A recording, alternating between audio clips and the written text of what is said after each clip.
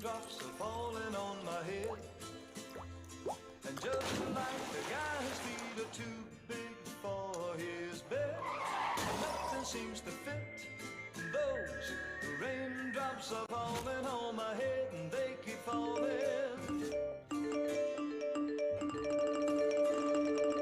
Raindrops keep falling on my head. But that doesn't mean my eyes will soon be turning red. Crying is not for me, 'cause I'm never gonna stop the rain by complaining, because I'm free. Nothing's worrying me. I apologize, because that song will be stuck in your head the rest of the day. But hey, what can I say? Hey, good morning. If we haven't had a chance to meet yet, my name's Garry. I'm one of the pastors here. Really glad you're here with us at the meeting place. Came across a story this week about a basset hound named Tattoo. Tattoo, there's nothing particularly outstanding about him. He had the floppy ears and those, those lovable droopy eyes that basset hounds have, and of course the stubby legs. The story went on to describe, though, how one day Tattoo was out for a walk with his owner. And while they were out for a walk, his owner's friend stopped by in his car. And so they began to talk. And Tattoo's owner, of course, leaned in the driver's side window, and they started to talk. And Tattoo just sat there nice and just patiently waiting. Well, finally the friends said their goodbyes, and the car pulled away. And that's when they realized that Tattoo's leash was caught in the side view mirror. Tattoo's gentle walk suddenly turned into a run. Now, don't worry, Tattoo was fine. They figured it out. They stopped the car. But to this day, apparently Tattoo is not all that enthusiastic when his owner grabs the leash and says, "Let's go for a walk." Now, the point of that story is, do you ever feel like Tattoo? Do you ever feel like your leash is caught in the side view mirror of a car and it's accelerating? And it's your life? Your life is gaining speed and you are overwhelmed with trying to keep up? Well, today that's the theme of this whole series, Overwhelmed, that we're going to be doing for the rest of this month. We're going to be exploring some of the ways our lives can just flip into overwhelm. But more importantly, what we're going to look at is what the Bible can teach us about how to actually cope and make it through those times when our lives feel overwhelmed. Dictionary defines overwhelmed this way. Listen to this. It says, overwhelmed, to bury or drown beneath a huge mass of something. Doesn't that sound ominous? To be buried or drowned beneath a huge mass of something. The question becomes, what is that something for you?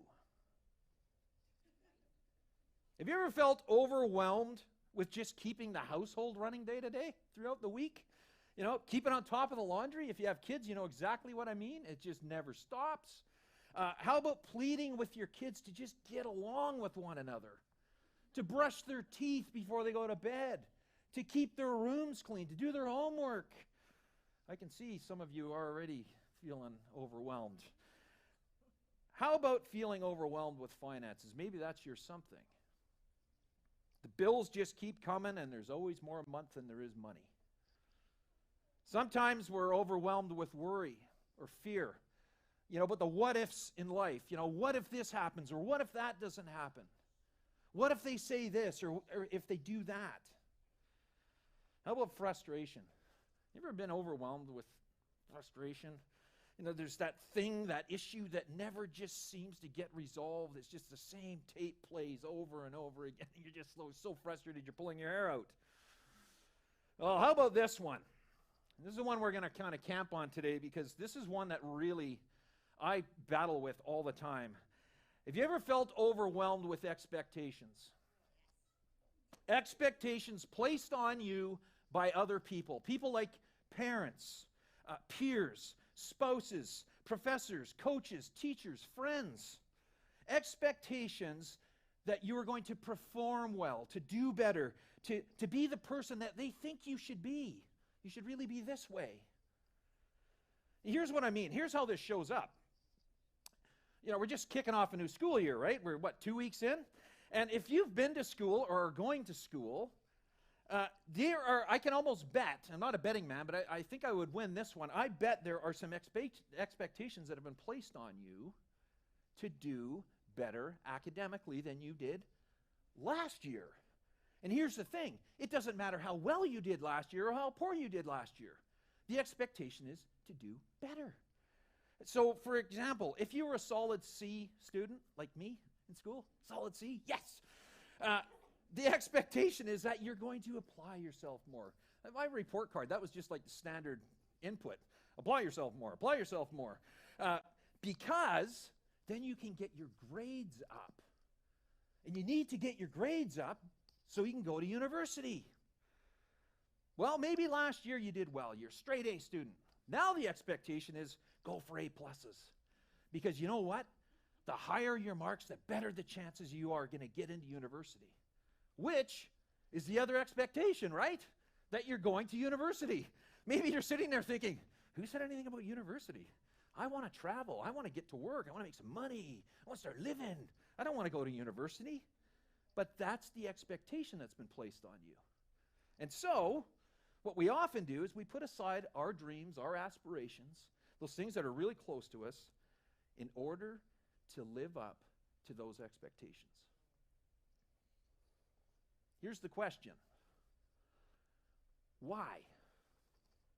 Why do we do that? Why are we so willing to forego our plans that mean so much to us in order to live up to someone else's dream for our lives?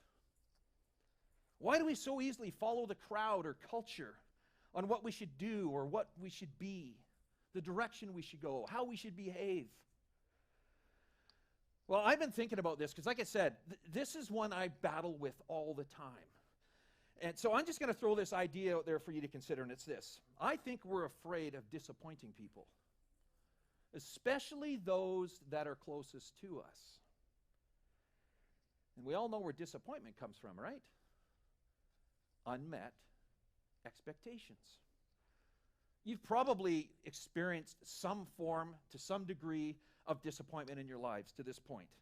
If you haven't, please come and talk to me. I would love to live your life.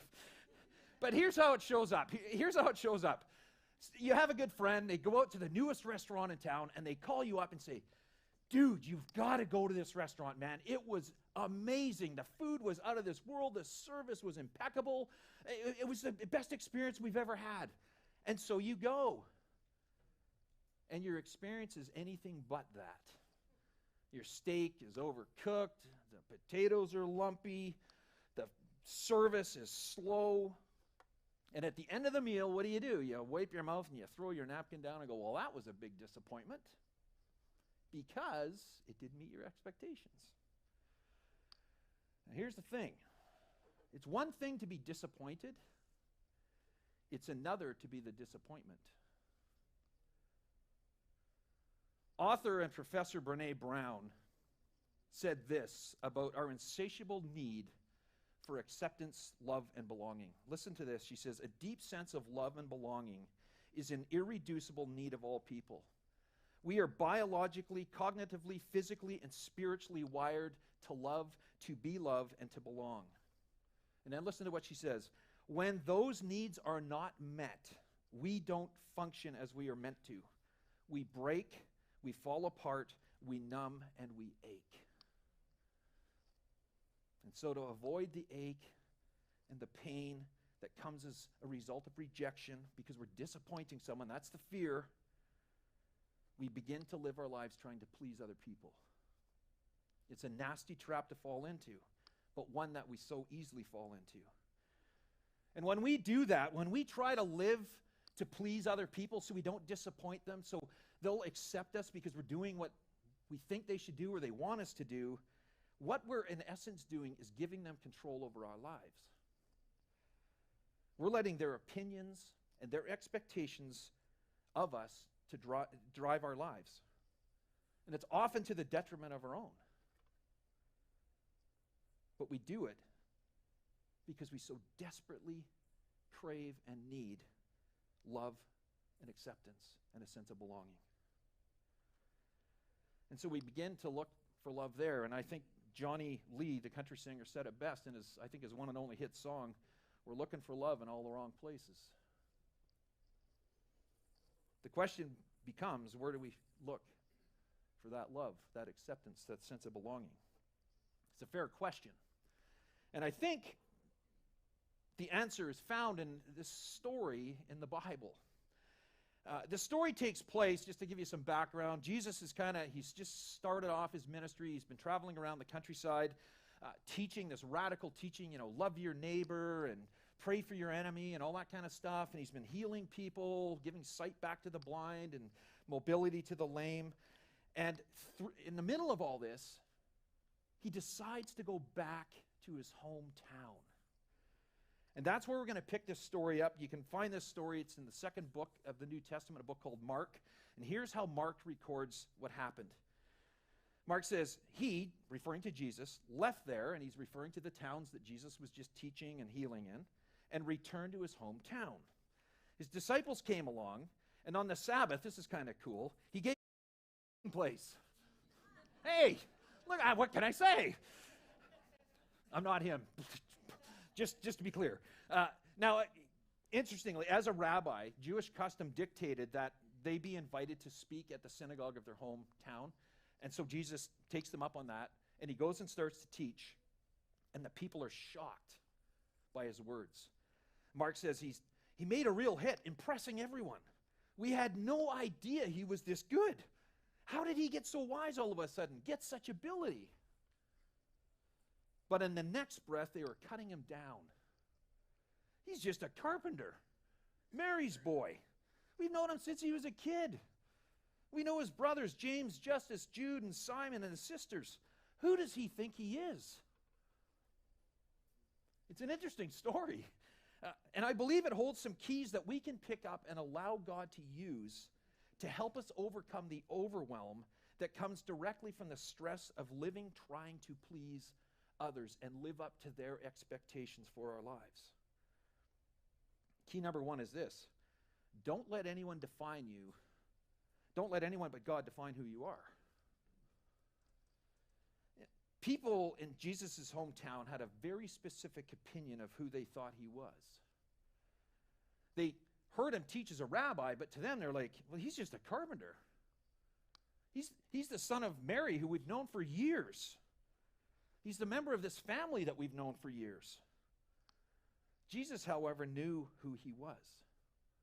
God's son, the Messiah, the one sent by God to seek and save the lost, who would ultimately give his life in order that all men could be restored in their relationship between God and the people he created.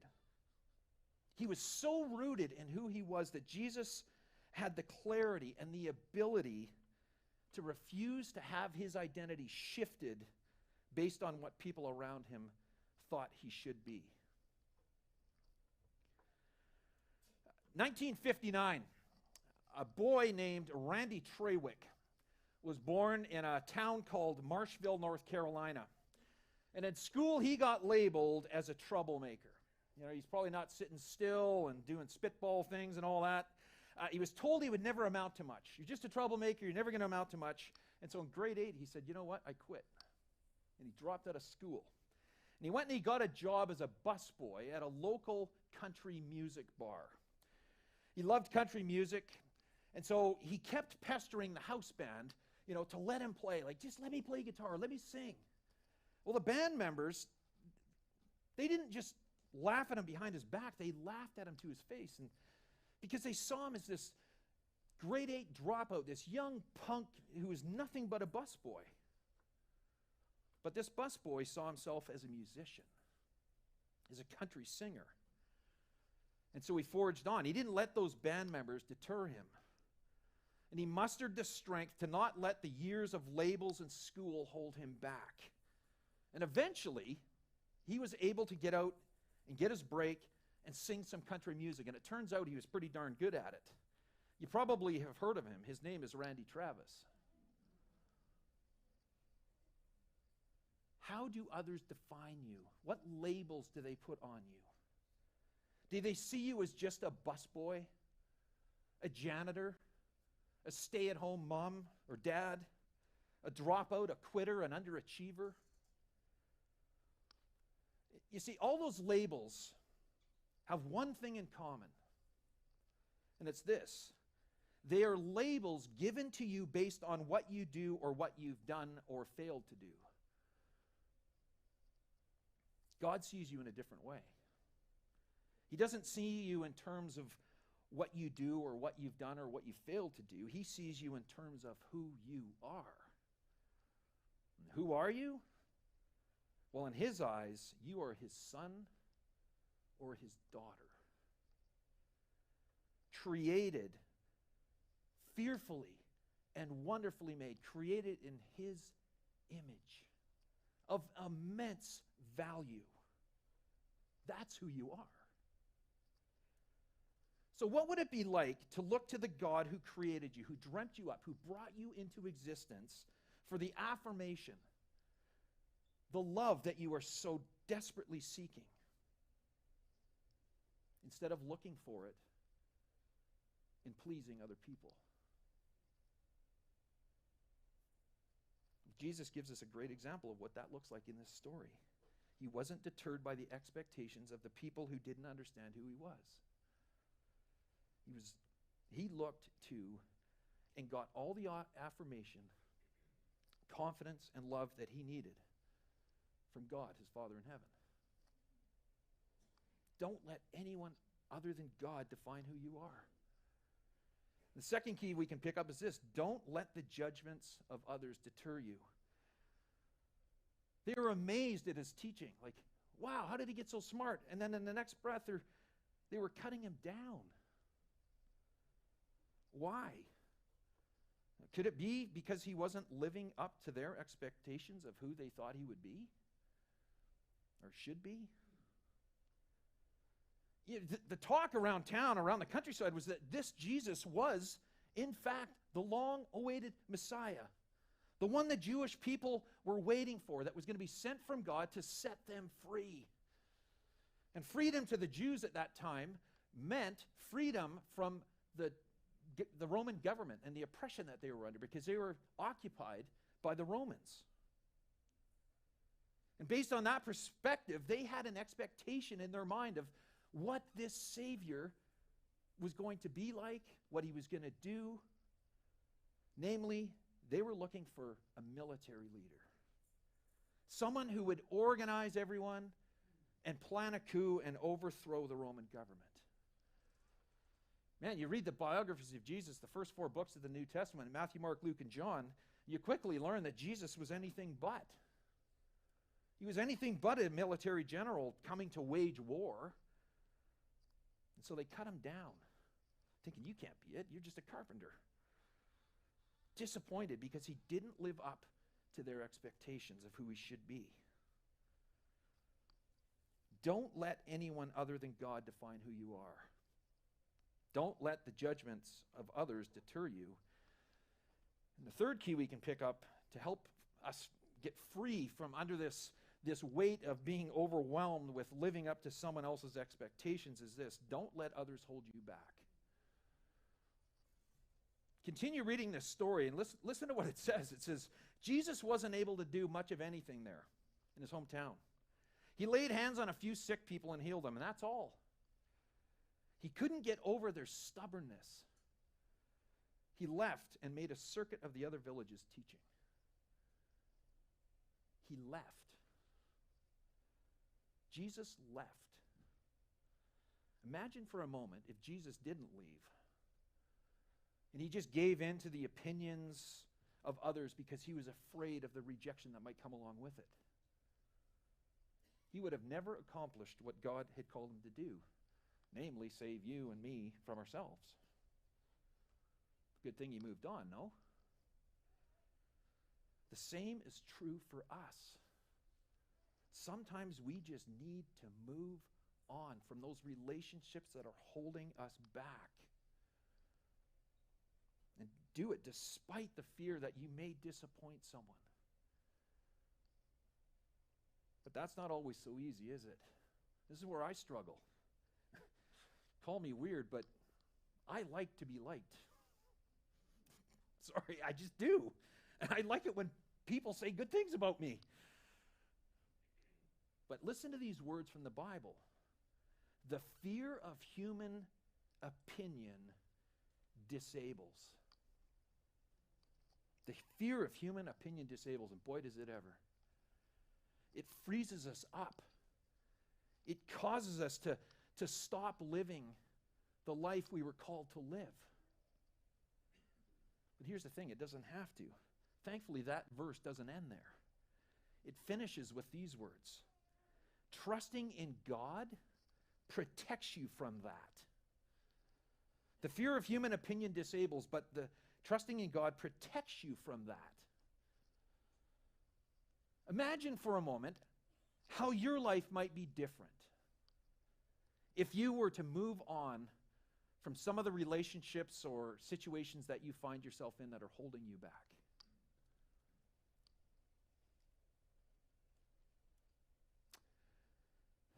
Like I say, this is not easy to do. But there's one way that we can learn to actually trust God in those situations. And I have kind of taken on these two practices over the years that have really helped me get out from under that overwhelm.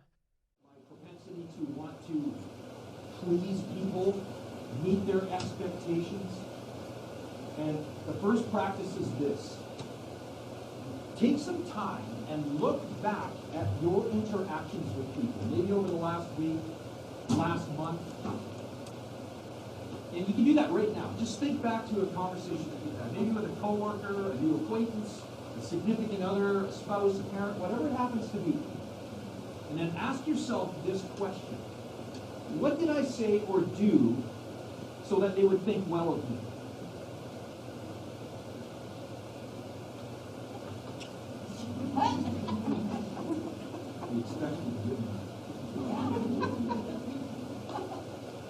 Now, after you ask yourself that question, when you're thinking of that, ask yourself, did you go against your values?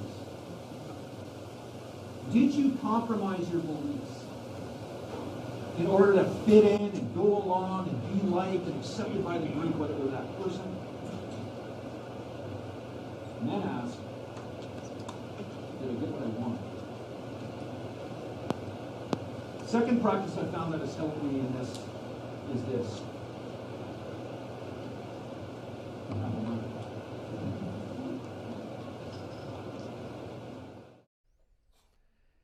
Intentionally set aside. Yay! There we go. Disregard everything else I said. Intentionally set aside some time each day to reflect on God's love for you. I remember when I first began doing this, I had heard it. I can't even count how many times I heard it from, people like me at the front of a church saying, you got to have this quiet time. You got to have this quiet time. And I was like, yeah. I don't have time for quiet time. So here's the thing. When I began doing this, I just started really small with like 2 minutes. I could do 2 minutes. And then I would stretch it to 3. And then I'd really go out there and go to 4 minutes and then maybe 5. And eventually what happened was I didn't even care how long it was.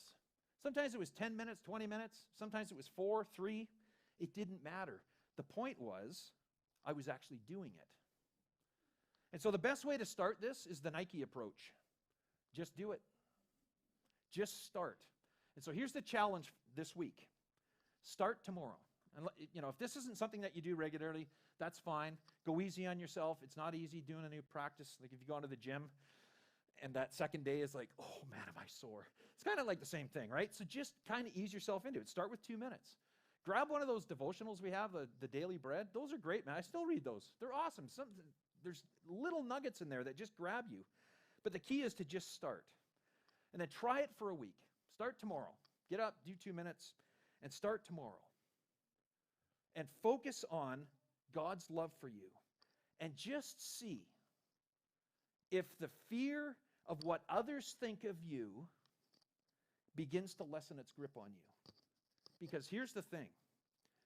The more you ground your identity in the love God has for you, the less you'll need approval of people for your sense of lovability, belonging, and acceptance. It's not easy, but that's why we're here doing this together, right? And in a couple of weeks, we're going to be rolling out our courses, the fall courses. And one of those is EHR, Emotional Healthy Relationships. And it's got a whole week on living up to others' expectations and how to break free from that. Really glad you're here with us on this journey. I invite you to pray. God, boy, it's so easy to be overwhelmed with trying to live up to expectations of those around us. And sometimes those expectations are done with the best of intention. But we can take them on and they just begin to weigh us down. Like we read in the definition, we're drowning in it. It's this huge weight that's on us. I just thank you that we don't have to look to please others to find the love that is just innately wired into us. We just need to look to you, the one who created us and put that desire to be loved and to love in us. And so we just thank you for that. I just pray for patience for all of us as we kind of stumble through this. Help us to be more aware of the times that when we feel like we're compromising what we believe or our values in order to go along with the crowd or whatever it is to please people so we can be accepted, because we know our identity and our love is found in you. We just thank you for your Son, and we pray this in your awesome name. Amen.